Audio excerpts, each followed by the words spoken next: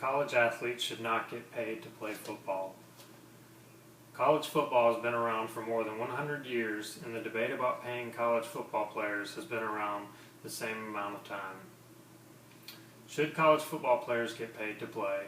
In my opinion, football players should not get paid to play. I look at college sports like a business. When you start working for a big company, you're an intern and work basically for nothing while you're surrounded by the best professionals in your line of work. These professionals mold and shape you into the best that you can possibly be. Once you've acquired proficiency, then you are free to make as much money as you can. The same is said for college football players. They are given a free scholarship or acceptance to a school to learn from the best coaches and players in college football. When the draft stock is high enough, they leave school to join the NFL and make millions of dollars. I agree that there should be some amount of compensation for the families of the student athletes. A lot of these players do not come from wealthy families and may attend school hours from their families. I would have the school pay for the driving and hotel expenses for one night for the direct family members to attend every home game, not to exceed $300 per game. I think that this is a fair offer, being that I come from a close family that does not have a lot of money, and that's all I would ask for from the athletic department.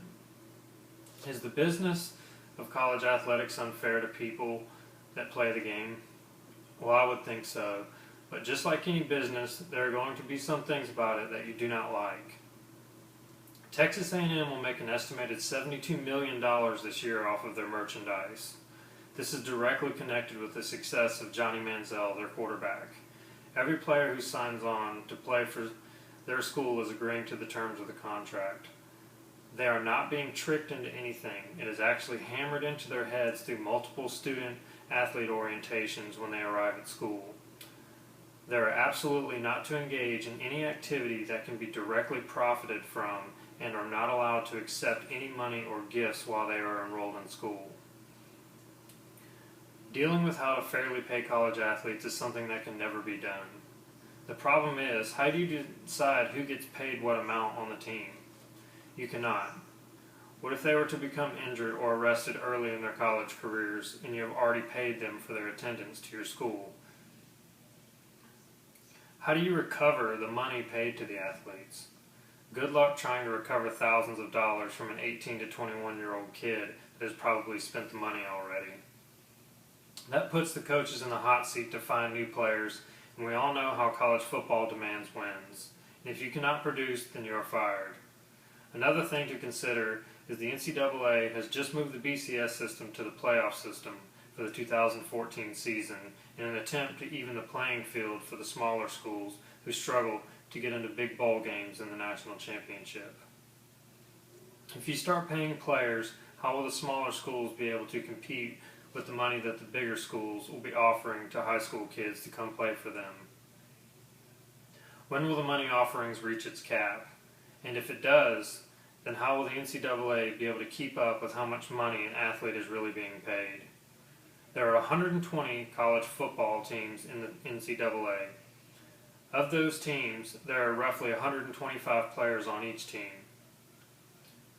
Of those players on the roster, about 85 of them have scholarships. And around 66 of those players will see playing time during the 12-game season, and possibly 2 more games if they make it to a bowl game or the national championship. This raises another issue. Players will demand more money if they make it to bowl games for the national championship.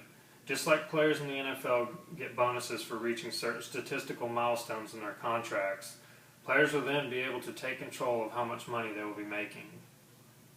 Let's remember, coaches need the best players to win. Players do not need the best coaches to make it to the NFL. There are about 15,000 football players in the NCAA system. There is no way they can keep up with 15,000 players and how much they are getting paid every year. It has already been proven that the schools cannot be trusted to keep up with these records. Right now, Oklahoma State University is under investigation for paying players and providing sexual favors to these players, spanning from 2001 to 2007. The majority of college football players are in college to try and make it to the NFL. It is up to them to complete their education while attending school.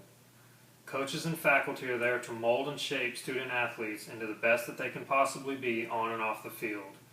If they start paying players, they're taking away the university or college label, and then you get the NFL.